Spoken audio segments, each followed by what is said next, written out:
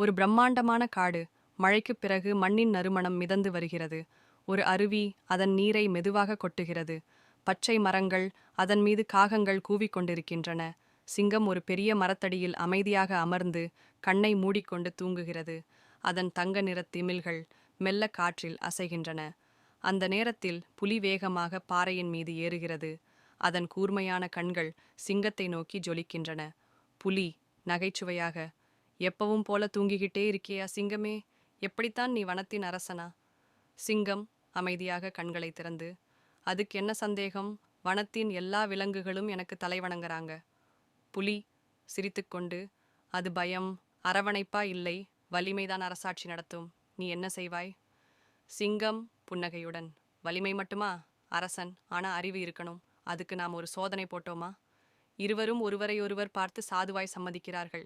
காடு முழுவதும் சத்தம் அடிக்கிறது. மிருகங்கள் அச்சத்துடன் இருவரையும் பார்க்கின்றன. எதிர்பார்ப்புடன் யானையும் மான்களும் மந்தைகள் தங்கள் அரசர்களை பார்க்கிறார்கள்.